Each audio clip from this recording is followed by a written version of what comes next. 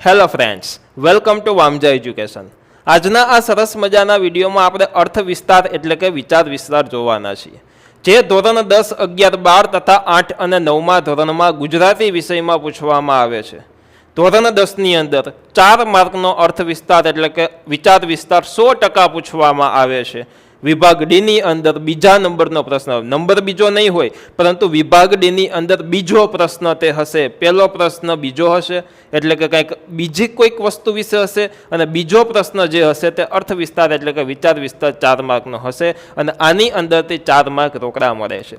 પહેલો પ્રશ્ન સંક્ષેપીકરણનો હશે ને એના પછીનો પ્રશ્ન વિચાર વિસ્તાર એટલે કે અર્થ વિસ્તારનો હશે. બંનેના 4-4 માર્ક હોય છે.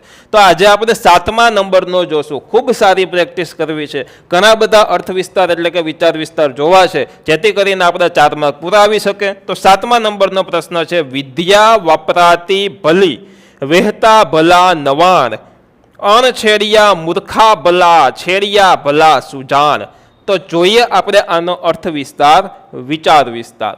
પ્રસ્તુત દોહામાં કવિએ વિદ્યા જળાશય, મૂર્ખાઓ અને સજ્જનોની માર્મિક સરખામણી કરી છે. વિદ્યા જળાશય, મૂર્ખાઓ અને સજ્જનો એની માર્મિક સરખામણી એટલે કે એક દ્રષ્ટિએ સરખામણી કરી છે,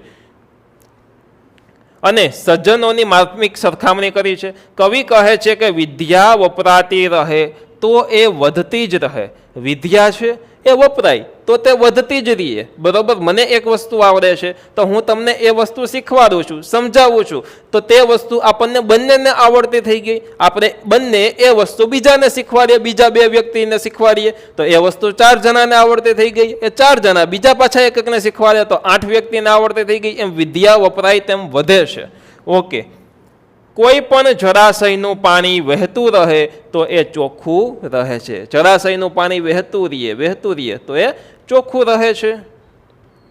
બંધિયાર અવસ્થામાં રહેલું પાણી ગંદુ અને નકામું બની જાય છે. એ જ પ્રમાણે મૂર્ખાઓને છેડવામાં સાર હોતો નથી. મૂર્ખાઓને કંઈ છેડવા જોઈએ નહીં, બોલાવવા જોઈએ નહીં. એને બોલાવવામાં કંઈ અર્થ હોતો નથી, કારણ કે મૂર્ખાઓને છેડવાથી તે ઉશ્કેરાઈ જાય છે અને આપણને નુકસાન કરી બેસે છે. હરી કરાય નહીં, ખોટી બોલાવાય જ નહીં, નુકસાન કરી બેસે છે. પરંતુ ચતુર અને શાણા માણસો હોય, જે સારા માણસો હોય, ચતુર હોય, બુદ્ધિવાળા હોય, બરોબર, એને છેડવાથી આપણને એની પાસેથી કંઈક નવું શીખવા મળે છે, નવું જાણવા મળે છે. આમ આ પંક્તિઓ દ્વારા વિદ્યાનો સદુપયોગ કરવાનો અને સજ્જનોનો સંગ કરવાનો, સંગત હંમેશા સારા માણસોની રાખવી, બસ તે વસ્તુ આમાં કીધી છે. સજ્જનોનો સંગ કરવાનો આપણને બૌદ્ધ મળે છે. તો આ હતો અર્થ વિસ્તાર અને વિચાર વિસ્તાર. જો તમે પંક્તિ વ્યવસ્થિત રીતના સમજી જાઓ તો લખવો ખૂબ જ સહેલો પડે. લખવામાં માત્ર ને માત્ર તમારે ગ્રામર મિસ્ટેક ન થાય, જોડણી,